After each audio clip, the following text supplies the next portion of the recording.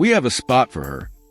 Unrivaled paves way for Caitlin Clark move as $100M back league expands for premium athletes before deadline. Unrivaled is a new women's basketball league, ironically set to rival the WNBA. The new 3-on-3 basketball league is spearheaded by 2024 WNBA finalists Breanna Stewart and Nafisa Collier and will begin in January in Miami before the 2025 WNBA season tips off in May. The new league will be contested by 6 teams, Lunar Owls, Laces, Mist, Rose, Phantom, and Vinyl, across 8 weeks, including the playoffs, and was initially meant to feature 30 of the WNBA's biggest stars. However, ahead of announcing what was supposed to be the 30th and final player, Indiana Fever center Aaliyah Boston, Collier revealed Unrivaled was expanding to feature 36 players. We're able to do this because we outperformed our financial projections, and so now we get to do something that we wanted to do in the future, which is give more people spots in Unrivaled. Collier of the WNBA's Minnesota Lynx said in a social media video. This is such an amazing time in women's sports, and we're so thankful to all the positive people who have come out and supported us. Unrivaled is backed by $100 million of TNT sports money, with more than 45 games set to broadcast in prime time 3 days a week. TNT will air games on Mondays and Fridays, while True TV will have coverage on Saturdays. It has already recruited stars like Reese, Brittany Griner, Kelsey Plum, as well as college basketball standout Paige Buchers. One superstar it is still yet to recruit is Caitlin Clark. Clark became the biggest thing in women's sports last season after the Fever selected her with #1 overall pick in the 2024 WNBA draft.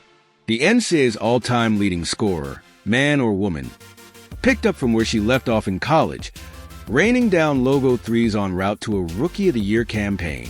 The 22-year-old sharpshooter also smashed ticket and merchandising sales and brought in record TV audiences while making the WNBA's sponsors a boatload of money. Everyone is desperate to know if Clark will commit to Unrivaled. Front Office Sports recently reported that Unrivaled was set to table a Lionel Messi-like deal to Clark to entice her to join. She's yet to public announce her commitment, but Unrivaled president Alex Bazell says she has a spot if she wants it. We're always going to have a roster spot for Caitlin Clark, Bazell told Sportico. We're not applying a full court press the way people think. We are letting her decompress from basketball. She knows that we have a spot for her when she's ready. He reiterated Collier's statement that the league was able to expand quicker than expected after outperforming early revenue projections. It has allowed us a lot more flexibility, he said. It allows us to bring in 6 more premium athletes who will also be part of the ownership group. It was strictly a business decision. As we make money, there will be more opportunities. Clark previously told ESPN she will not be participating in any off-season basketball. Instead, she'll be enjoying some much-deserved downtime and focusing on her other sporting love, golf. It's going to be nice, I think, Clark said in her Fever exit interview, getting out of the spotlight and just getting to live my life and do things that I want to do. Pay has been a controversial topic in the WNBA for years now, something which Unrivaled has made its MO. The league will also offer big salaries to players, with each player receiving a minimum of $100,000 for the season, for a maximum total of 8 weeks of basketball. There will be an all-star event on February 10th, as well as a one-on-one tournament featuring all 36 players. The winner will receive a $250,000 prize. To put that into perspective, Clark and Reese made around $73,000 each for the entire 2024 WNBA season. The latter claimed it wasn't even enough to cover her rent. Unrivaled 6-figure salaries are expected to be the highest average in the history of U.S. professional women's team sports. Crucially, players who join the league will also receive equity in it, an issue set to be at the forefront of players' negotiations with the WNBA following their recent opting out of the Collective Bargaining Agreement, CBA. Clark has until November 20th to decide whether to play in Unrivaled. The entire list of 36 players will be announced at the deadline. If Clark does decide to participate, she will join Fever teammates Boston and Lexi Hull. Her Iowa Hawkeyes teammate, Kate Martin, now the WNBA's Las Vegas Aces, also joined Unrivaled as the 28th player in the talent pool. Let's see Alex Bazell, president of Unrivaled, elevating women's basketball. Somewhat, because like you mentioned, there's still a lot of surface area to explore in emerging leagues or just women's sports in general. If someone out there maybe has an idea, what would your advice be, or what's sort of the insight of where to find that gap or opportunity in obviously a different area? We don't need an unrivaled rival. No. I think it's whichever sport it is. There's two ways to go about it, but both of them lead to you have to have eyeballs to sustain. You have to have people who are interested to watch your sport.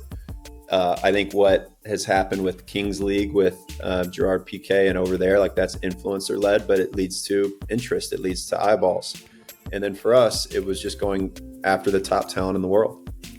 If you have that top talent and you can get that top talent to buy in, then you have something that's intriguing. And that's just my stance, right?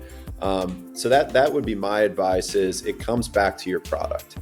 You can have the best marketing team in the world. You can have the best business model. But if you don't have a product that fans care about, it won't work anyway. So that is what I would tell anyone trying to start something from scratch is just know that you keep the product at the center focal point, then generally you'll be okay. And the market's going to tell you, right? That's the beauty of business. The market's going to tell you, investors are going to tell you.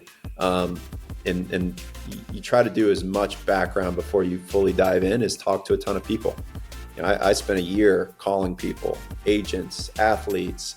John Skipper and David Levy got involved early. They ran ESPN and TNT, and just getting feedback, getting thoughts, being like, here's our strategy. What do you think? What's missing? So there's so much that is exploratory before you just dive in and say, I'm going to raise money. I'm going to launch a league. It just doesn't work like that.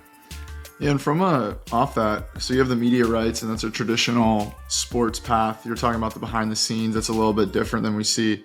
What are some other ways, or where do you have some ideas to not just do cool things, but like innovate a sports league, a sports property in general, do some new things, at least try some new things? Yeah, well, we have an educational content component with the athletes where the next generation of players can now learn from the stars and learn how to train and learn how to, work on their bodies and recover and do these things. So that's going to be an interesting thing that I think is going to make us unique as opposed to much more traditional leagues. We're pretty excited about that because it affects the drop-off rate in women's sports. You can see that hit a cliff once they hit high school, and we want to be the reason that it continues upwards. So that's number one. Number two, what's really unique on the cultural side of basketball that's a revenue generator for us is our one-on-one tournament. It sits in the middle of our season, single elimination.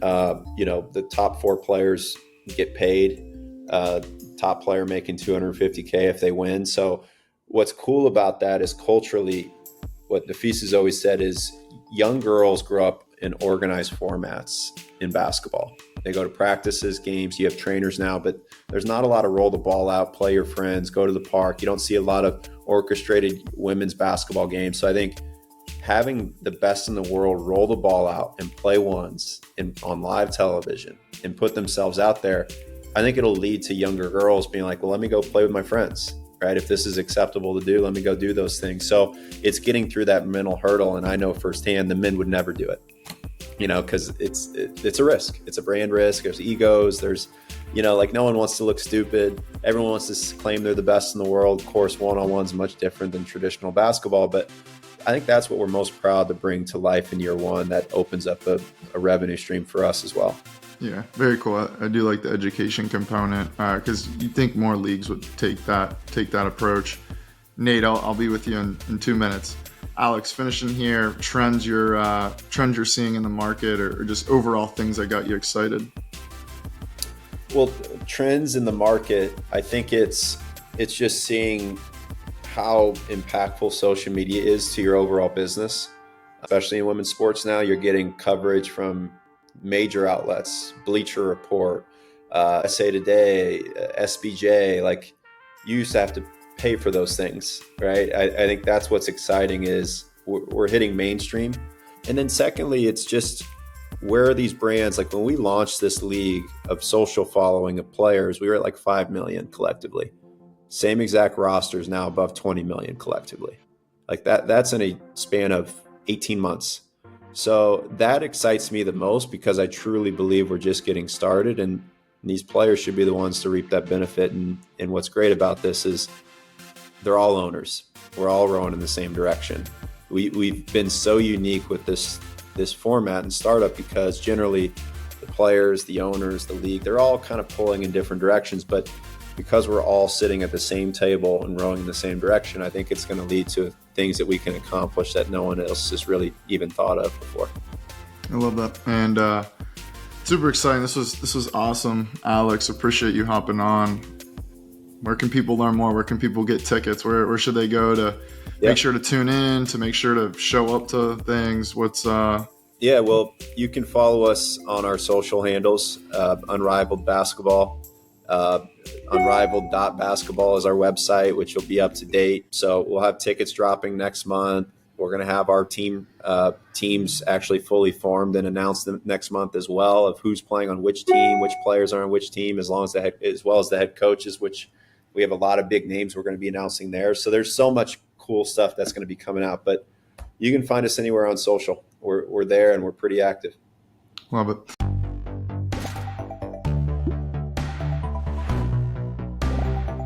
Like and subscribe, The Facts Drone.